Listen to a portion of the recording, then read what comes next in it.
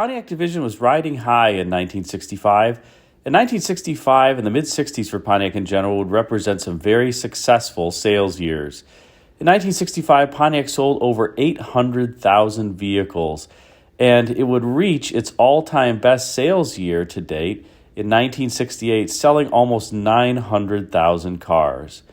But while the 1968 Pontiacs are certainly attractive and a number of models had been introduced in 1968 or just slightly before versus in 1965, one example being the Firebird, 1965, at least from my perspective, represents the pinnacle of styling for the full-size Pontiacs. And this 1965 Pontiac Bonneville Safari represents what I believe is the best-looking Pontiac wagon produced of all time.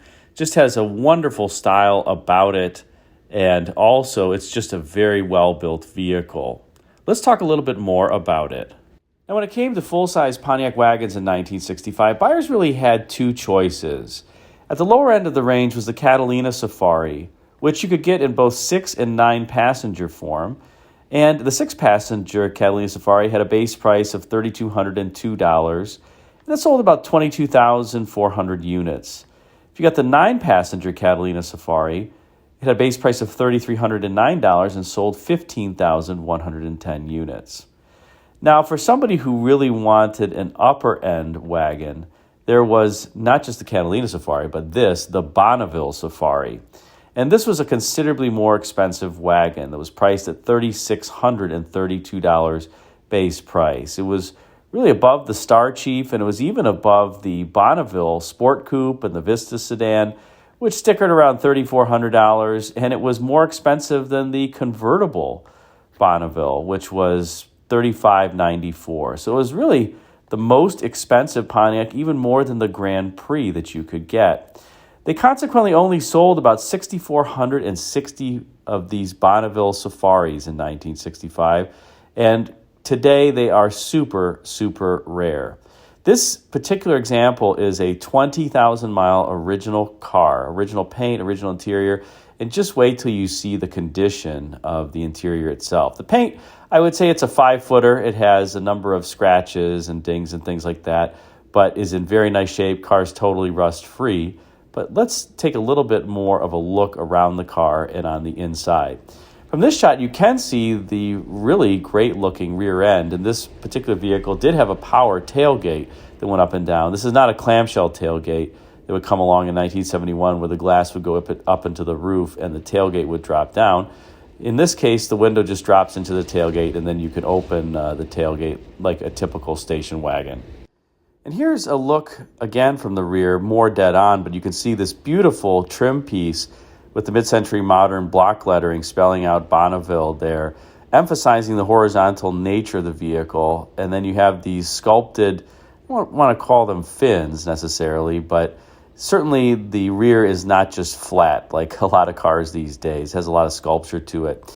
Now, interestingly, that rear quarter panel is actually 2 pieces, and the seam is visible. You can see both on the left and the right side as you go down the crease, but the seam is actually finished on the top edge of that quarter panel. The finishing stops right as you get to the very rear of the car. I don't know why Pontiac did that. The only reason I can think of is for cost reasons, but I think that's pretty humorous that on this 2-piece panel, they finished it on the top edge of the surface all the way from the rear door back to the quarter panel tip, but from the tip down, it's not finished, and you can pick out a little bit of the 2 pieces that have been seamed together in this photo. Now let's turn to one of the most beautiful elements of this 65 Bonneville Safari, and that's the interior. Take a look at this beautiful, beautiful interior with the lucite wheel, with the wood trim on it and the wood trim dash, and that is real walnut trim. That is not fake trim on these Pontiacs.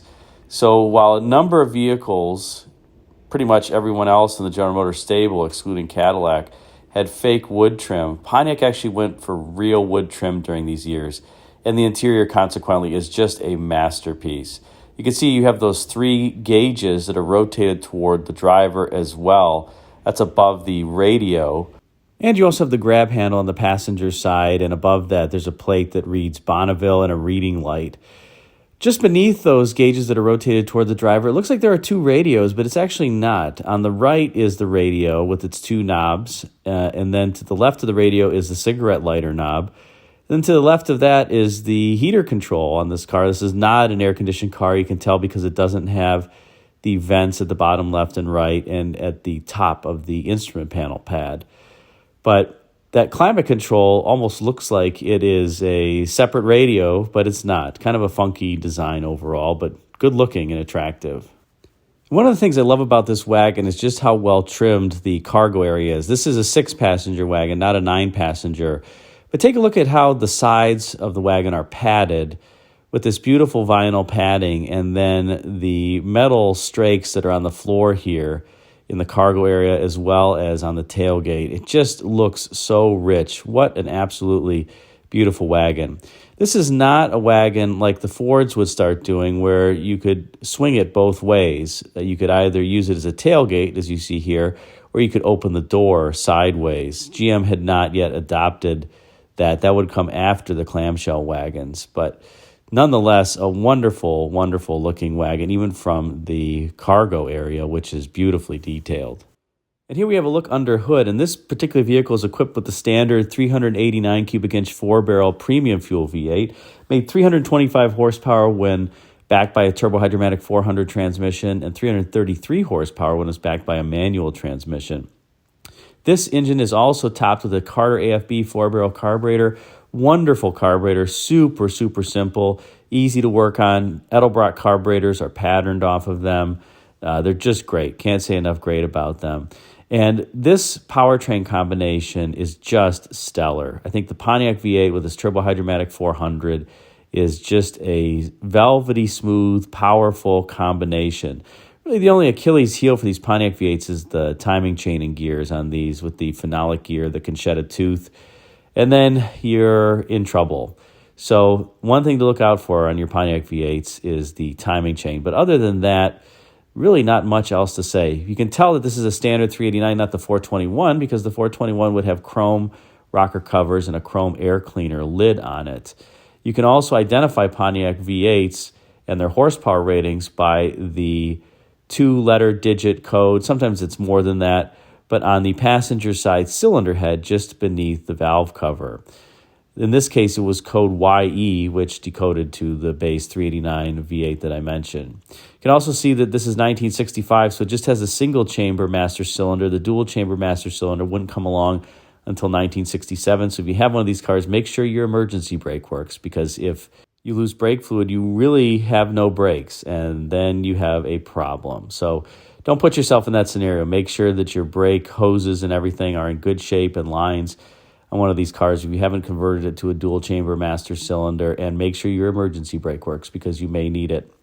I did mention that this has the base 325 horsepower 389 premium fuel V8. There were a number of other engine options, one of which was a 338 horsepower 389 3.2-barrel V8 that you could get. You could also get a 338 horsepower 421 cubic inch V8, 356 horsepower 421 cubic inch V8 with 3 2-barrel carburetors, and the highest engine option was a 376 horsepower 3 2-barrel 421 cubic inch V8. At the lower end of the spectrum, you could get a no-cost economy engine, a 389 2-barrel that I believe was 256 horsepower. So if you wanted to be cheap and just run regular gas, that's what you could get. And despite the fact that it only has 256 gross horsepower, I can tell you, having driven those cars, they drive just fine. They're relatively peppy, and they don't have necessarily a lot of top end, but they drive just fine. This 325 horsepower 389, though, is a sewing machine of an engine, and it runs stellarly. Let's close out with a few seconds of this wonderful 389 cubic inch V8 purring under hood, and hope you enjoyed this video on this particular 1965 Pontiac Bonneville Safari. With maybe leaving once or twice a year, just once a Thanks for watching this video. Be sure to like, comment, and subscribe if you enjoyed it, and check out the video thumbnails at bottom left and right for some suggestions for you.